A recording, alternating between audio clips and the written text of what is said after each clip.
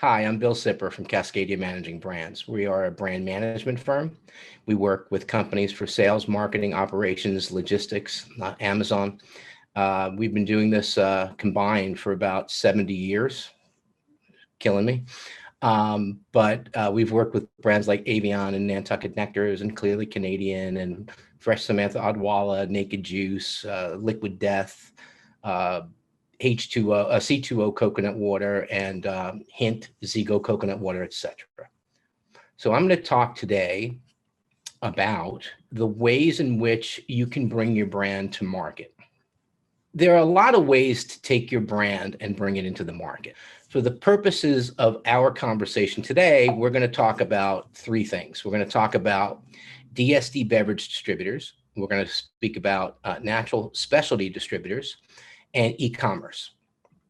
So let's start with the natural and specialty food channels. There are two major distributors in this channel. There are local and regional ones, but the big ones are UNFI and KeHE. They're multi-billion-dollar companies. In order to get into KeHE or UNFI, you need to do a couple of things. Number one, they're going to ask you if you have a key retailer. By the way, if you don't understand any of the terms, I have a glossary. So please send me an email at bill@cascadiafoodbev.com and I will send you the glossary. UNFI will require you normally to have a key retailer, meaning a chain of stores that is willing to bring your product on. If you don't want to have a key retailer like a supermarket chain, or if you think you're better suited in a different area, you can then try and get what is called a pre-commit list. And basically you go out, you get 20 to 30 accounts that already buy from UNFI or KeHE, and they sign a piece of paper that says when UNFI or KeHE take the product in, they will buy it. And that's called a pre-commit list. And unfortunately, UNFI does not have a defined number of amount of stores. It's a combination of quality of the stores and number. With KeHE, it's usually about 20 to 30 new stores. So UNFI will also require you to do an email blast, and I think that's a really good way to go. And KeHE has a program called New at KeHE, wherein they put you in a certain amount of stores that they've identified as high profile. Let's talk about brokers. Most people in the industry are not high on brokers, and I would agree with that overall. Although in the natural food and specialty category, they are a must. You cannot do business in this area without brokers. Let me tell you why. So number one, they're necessary for to get the distributor authorization. If you go to a distributor, UNFI or KeHE, and you say, I don't have a broker, they're probably not going to put your product in. Brokers charge approximately $1,000 to $1,500 per month, per region, per broker, or 5% commission, whichever is greater. Don't expect brokers to be earning commission the first year. It's not going to happen. They invest a lot of time and money in that first year or two building your brand. And that's why they charge a retainer, because they won't make a lot of money in commission. Bigger is not necessarily better when it comes to brokers. I've seen really large brokers do extremely well with products, and really great regional brokers do an even better job. So it really depends on your product, your relationship with people who you feel comfortable with, and what their coverage is. Success and failure will be determined by how well you manage your brokers. It's not, you don't just give your information to a broker and say goodbye. You have to manage them, and you have to know how to manage them and when to push and when not to push. Success doesn't happen overnight, so please don't expect it. I've also broke out the regions for you. If you're interested in putting on a broker, the West Coast usually has three areas: Northern California, Southern California, and then Arizona, Utah, and Nevada. And then there's a region in the Pacific Northwest, Rocky Mountain Division. Then there's the Northeast, Mid-Atlantic, and New England, which is basically Maine through Central Florida. Through Central Virginia, which basically covers half of the East Coast. And then there's a Southeast broker who covers from Virginia south. through Florida. And then you have the Southwest division and a Midwest division. And try not to bite off more than you can chew. It's really hard to manage these guys and get them focused and get them going in the right areas. They're definitely a necessity in natural. You will need those pre-commits. You will need them to make key retailer presentations. Remember, brokers are with the buyer every single month. So they have an opportunity to speak to those people. They have their ear. In a lot of instances, the retailer doesn't want to see you. They'd rather see the broker because they can cover more products in a defined time period. You're going to need to have a new product placement plan. You're going to need a promotional plan. You'll have to have a budget for MCBs, which is for case stack allowances. They do limited merchandising, and they are obviously the conduit to the decision makers.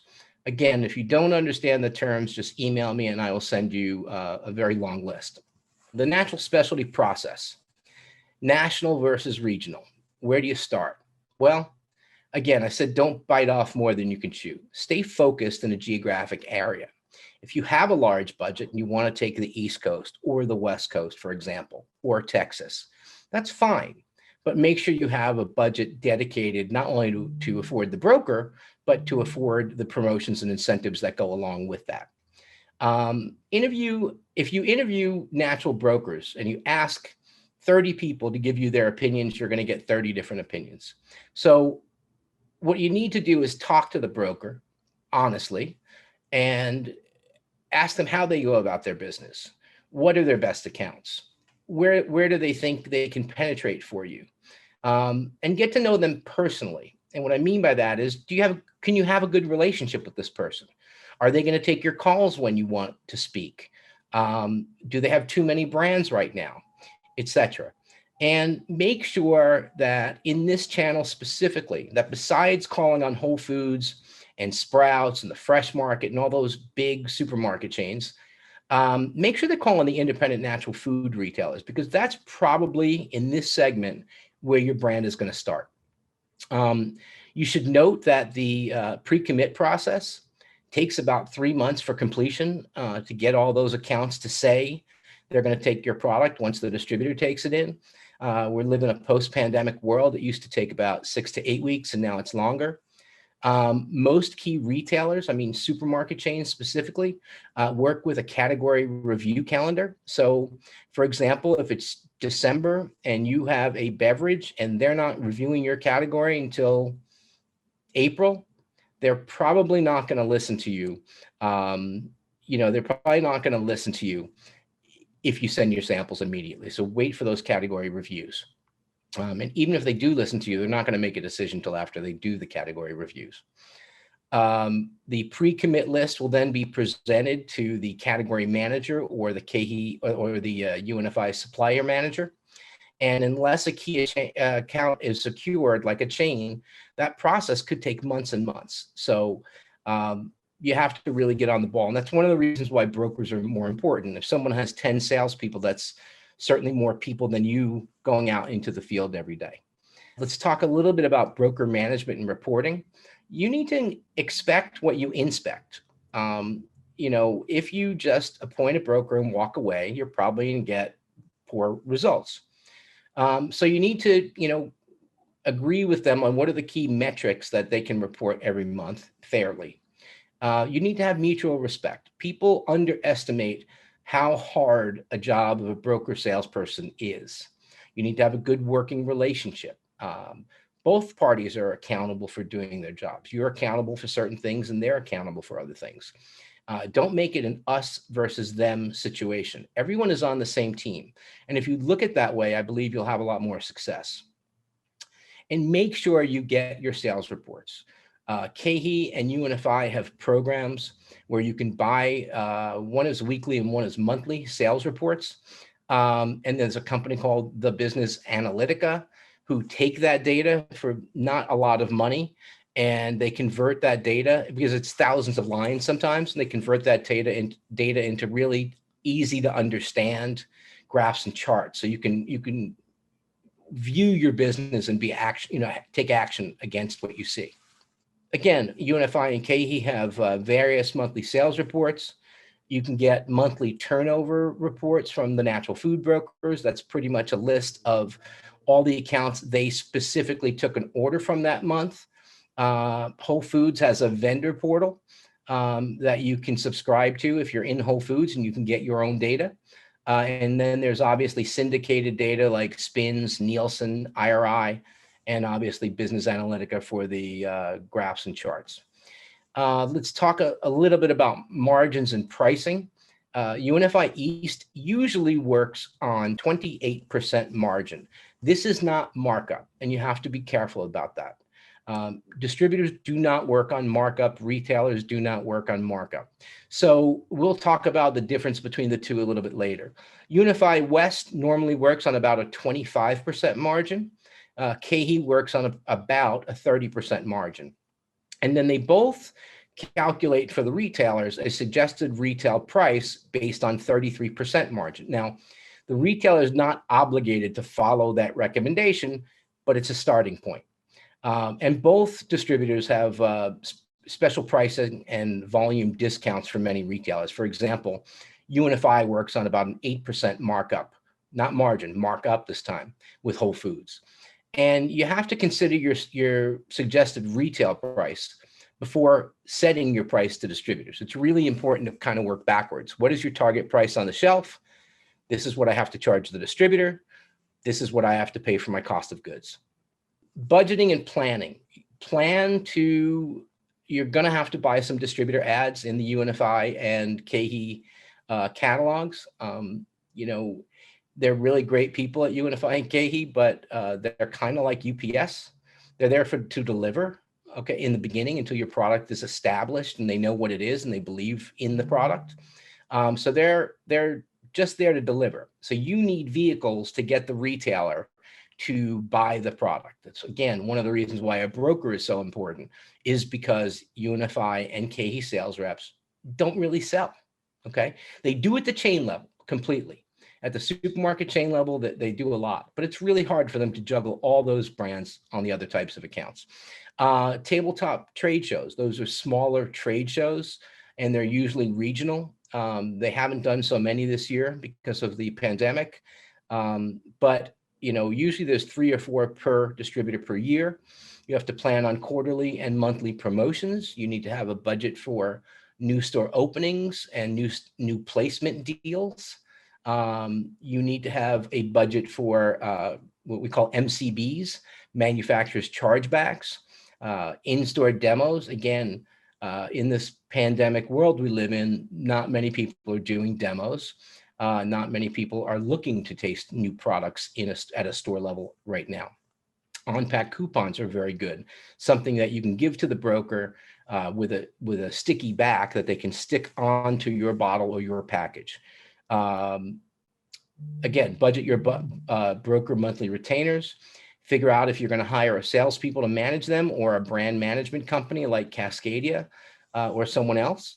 And what level of consumer marketing are you going to get involved with? Because there are some cost-efficient ways to market to the consumer these days. Promotional calendar, you're going to run a minimum of 1 promotion per quarter. Usually it's about a 15% off invoice allowance to the distributor, which they pass on to the retailers.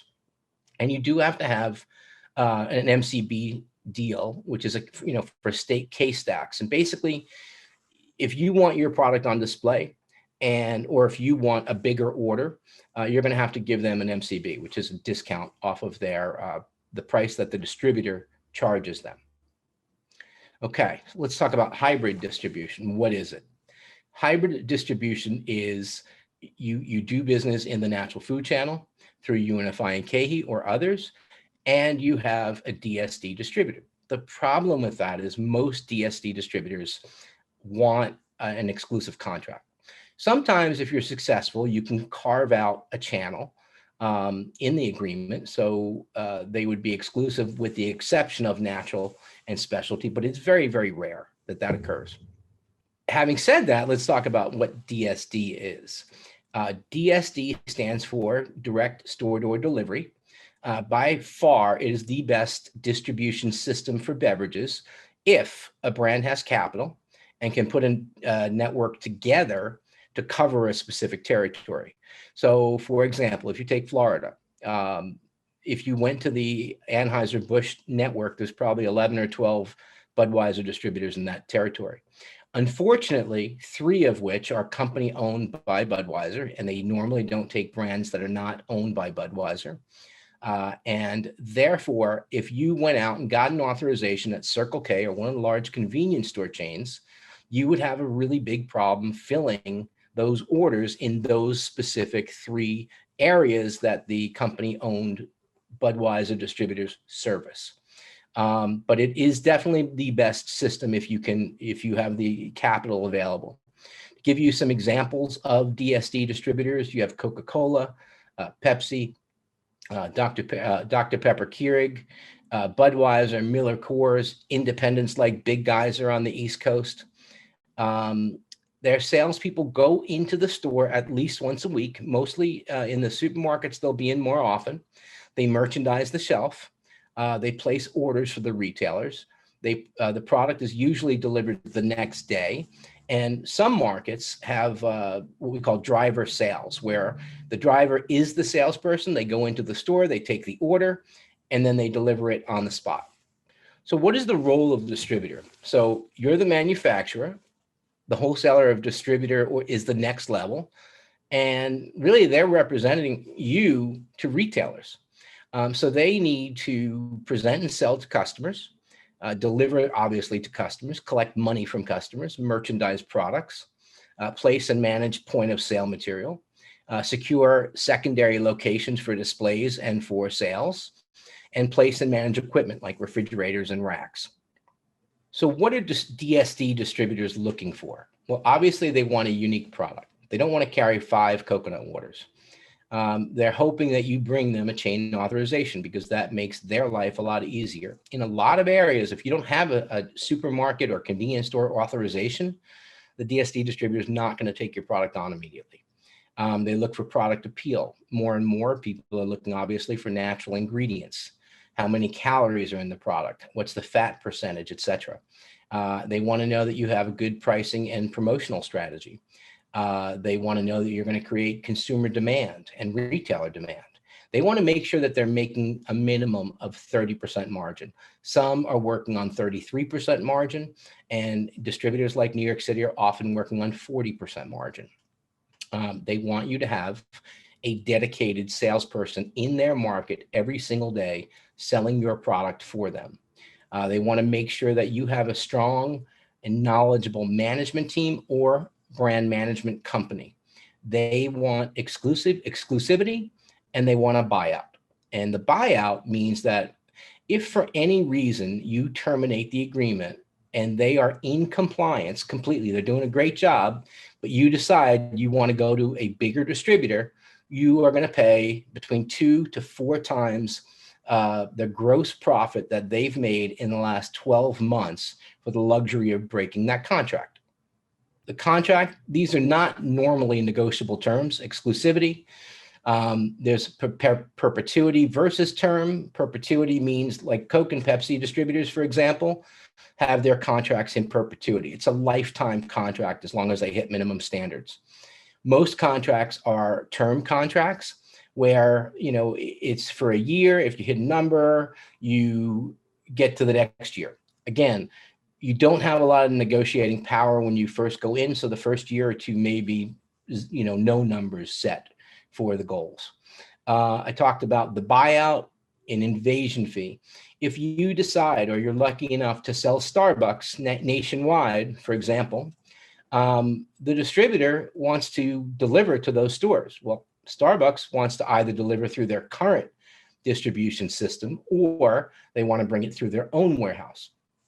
If you sell it to them, you would be breaking the DSD's contract. Therefore, they put in a clause called an invasion fee. So you can sell to a national account, and they will get a fee for every case that you sell to that account. Manpower and marketing commitments. These are non-negotiable for most DSD distributors. And my advice is, hire an attorney that specializes in the beverage industry.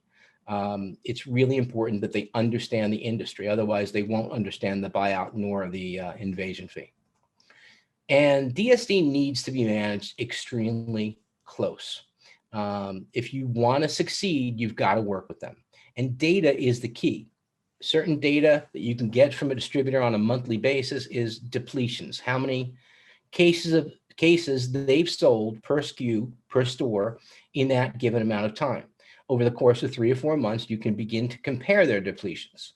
Another good report to get them to run is a report of customers who have not purchased the product in the last 90 days, because you can go visit those customers, or your salesperson can go visit those customers and find out why they stopped selling. Sometimes you'll find that your best customer fell off for some silly reason, like the distributor had a salesperson change and he just missed it.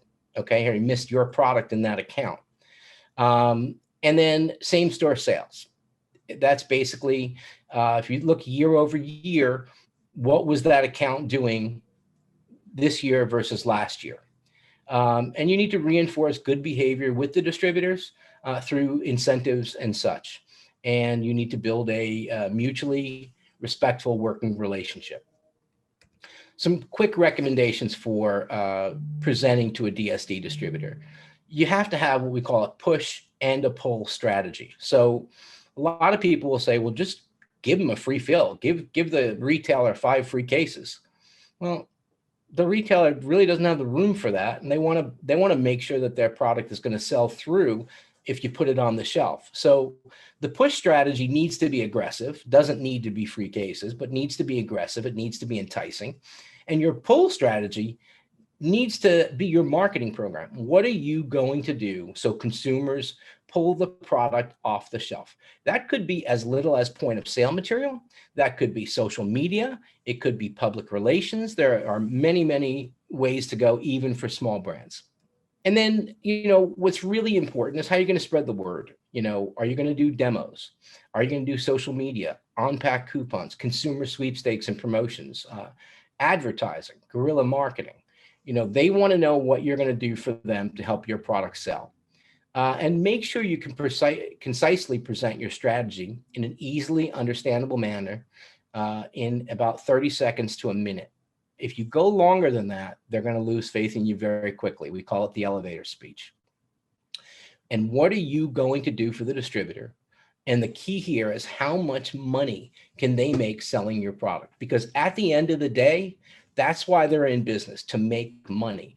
And there has to be a reason for them to buy your product. And to buy your product, you either need to give them more margin than somebody else, a better product at a better price, various different things. But at the end of the day, tailor your presentation to communicate how much money they're going to make. So there are different types of distribution programs. There's promotional programs like buy X, get Y free, or get 15% off per case. There's incentive programs and spiffs, which you can use on distributor, salespeople, and retailers. You can even do it targeted toward distributor ownership if you want. And incentives can be account by account or channel specific. So for example, you could run a contest that says, okay, I want to get into the top 10 retailers in every salesperson's route in this distributor. So I'm going to give X to the salesperson for those 10 accounts. I'm not going to give it for the other 90 accounts. That's one way of going. I'm not saying it's a good way or a bad way, but it's an example. And then you'll probably have some ads or catalog fees that you want to budget for as well. And when I first started in the business, I was so excited that I sent out promotions to my distributors through a fax machine. And a guy wrote back. He literally wrote back, and it said KISS, KISS. And he faxed it back to me. I was like, what does that mean? And basically it means keep it simple, stupid. So keep your programs simple. Don't underestimate or overestimate the intelligence of another person. Okay, keep your programs very simple and try to make it fun. Do something exciting. Years ago, we had Seagrams come in and do a sales incentive and basically the winner won money and the losers won, no, I'm sorry, the winners won a steak and the losers won eggs. Okay. Very stupid, but it created a lot of interest in the room. Then you have trade promotions. Trade promotions are developed to spark consumer trial and awareness and to increase the frequency of purchase. This is the pull again. But poor promotions have poor results. So for example, if your product is at $1.99 and your competitors are at $1.49 on promotion, and your promotion is $1.79, you're not going to do very well. So make sure that your promotions make sense. Promotions that are too rich will break you, like 10 for $10, for example. But they have to be rich enough to make a difference, to make an impact. And speak to your distributor or your customer and ask them what's worked in the past and what they recommend for your brand at your sales level. Every brand's not equal. There's no cookie cutter approach in this business. You can't do the same thing with two brands twice and be successful. But at the same time, they do have some wisdom of what works and what doesn't work. And again, create, push, and pull promotions. I want to talk about gross margin again. And these are the margins that retailers and distributors work on. Again, it's margin, not markup. A DSD distributor works between 30 and 35%. I know one distributor in New York that actually works on 40%, and he's fairly non-negotiable. Typical supermarket chains work on 33 to 35% margin. Less if your product is a very high volume item. Natural food distributors, specialty food distributors work on about 25 to 35%, as we covered earlier. Convenience stores work on about 40 to 50% margin. Drugstores, about 45 to 50%, and club stores about 11 to 13%. We'll talk about e-commerce. The pricing there is definitely complicated because you have a lot of different costs involved. A couple things to note. Major natural food and gourmet chains work on 40 to 44% margin. Your goal as a manufacturer is 45% margin. You want to make 45% margin on the product that you sell. The reality is the first couple of years, you're not going to be anywhere close to that number, okay? But as your volume increases, your cost of goods will decrease. So factor that into your pricing. Again, quick notes, traditionally Whole Foods works on 40 to 44% margin, and UNFI and KeHE works with other customers like this, but UNFI works on a 6 to 8% margin for Whole Foods. And I'm not going to go through the math here, but I wanted to make sure that everybody had the formulas. And if you have any questions about margin for markup, please feel free to contact me. We're going to talk very briefly now about Amazon and e-commerce. The reality is Amazon is the business. Everyone else is a very little part of e-commerce. You can have the greatest intention of selling your product on your website and selling a lot of it because you're going to make extra margin. But guess what? You have to generate traffic to your website, and that's very expensive. So let's talk about a couple things here. How do they stack up, online retailers? And this is overall products. 47% of the business is Amazon.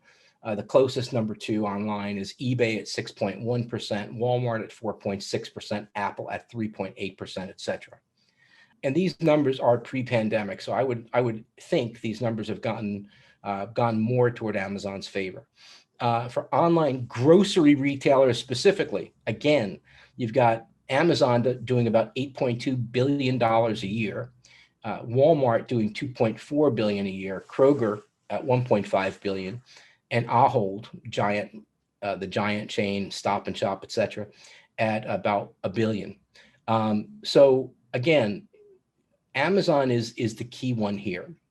If you look at the top food and beverage categories purchased online, you will see that ready-to-drink beverages fits in the top 10, and I would be willing to bet that number has increased in terms of volume for ready-to-drink beverages since the pandemic started. So there are differences when you talk about e-commerce. There are a lot of differences between a brick and mortar store, meaning a store, a physical store, and e-commerce. Number one, with the brick and mortar store, your category manager is your customer, and he sits between you and the retail chain and the consumer. But in e-commerce, the consumer is your direct customer. On brick and mortar, there is very limited shelf space. There's tons of products on the shelf. If you want to put a new product on the shelf, you have to take an old one off. In e-commerce, the shelf is unlimited. You have incredible amount of opportunity in terms of shelf space. Brick and mortar, they focus on the top sellers. So if you have 8 SKUs, they may only take 2 or 3, where in e-commerce, you have the ability of selling all of your SKUs. Slotting is a definite cost of entry for most supermarkets or convenience stores, for example. With Amazon, 9.9 out of 10 times, there's no slotting. So you don't have to worry about those fees. With brick and mortar, there's normally a traditional strategic price point. Yet when you go online, there's all sorts of price points because you can vary your pack size depending on what price point you want to hit. Usually brick and mortar is a high-low promotional strategy. For example, I'm going to be $1.99 every day. I'm going to promote it at $1.49, 8 times a year. Well, that's not the same in e-commerce. Promotions are less important. Getting everything else right, getting your listing set up right, which is very complicated. It takes a long time to do. And making sure that your pricing for what you're offering makes sense is much more important than a high-low promotional strategy there. Let's talk about the pros and cons of Amazon. I'll be brutally honest.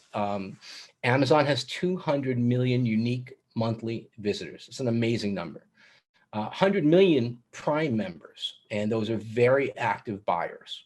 The Prime members convert at about 74%, which is incredibly high. It is the #1 retail search engine. So years ago, if you wanted to learn about a product, you would go to Google or another search engine, and you would search for that product. Today, people go to the Amazon site and search for products just for research only if they have to, because there's so much information available on that Amazon site. Amazon is where consumers go to buy their granola, their dog food, their cashmere sweaters. It's a one-stop shop. It's very convenient for consumers. Amazon can handle fulfillment. You can send it to their warehouse and they will fulfill it for you. And the reality is not too many companies can do it cheaper than Amazon can. You have more control over your brand on Amazon than you think. And they have some really good marketing tools these days. And you control your destiny rather than someone else controlling your destiny. Now, let me talk about the downside to Amazon. There's literally 450 million products to get lost. There's 3,000 sellers every day to compete with. And Amazon can be complicated and frustrating, especially in the beginning. Believe me when I tell you, hire somebody to set up your listing the right way the first time, okay? People that have a proven track record. With Amazon, they own the relationship with the customer, and there's very little data available for you. You don't understand the demographic. You don't understand the psychographic. You understand where your product is shipping to, but you don't know the names. You don't have the email addresses to market to them, et cetera. Marketing and advertising is essential, and it's gotten more automated and more expensive. Anyone can sell your product on Amazon. So if you are selling your product for $1 on Amazon and someone else wants to sell it for 50 cents, they can sell it for 50 cents, or they can sell it for $8. It's up to them. You cannot expect profitability within year number 1. I'm going to repeat that, and people don't like to admit this. With all the fees involved, it is very difficult to be profitable in year 1. And it's very easy to be unprofitable long-term if you're not careful. Here is my contact information if you want to get that glossary of terms. I couldn't actually fit it into the presentation appropriately, but email me and I will send you the glossary of terms for the food and beverage industry. Hopefully you'll find it helpful. A couple parting words about Amazon. The two greatest levers for your success, according to one of the Amazon business managers, is utilizing what they call FBA, which is fulfilled by Amazon. It's one of the 3 platforms that you can get, and implementing sponsored product ads. Those are my big 2 ideas for you when you're thinking about Amazon. And I want to thank everybody for their time. If they have any questions, feel free to email me. Thank you.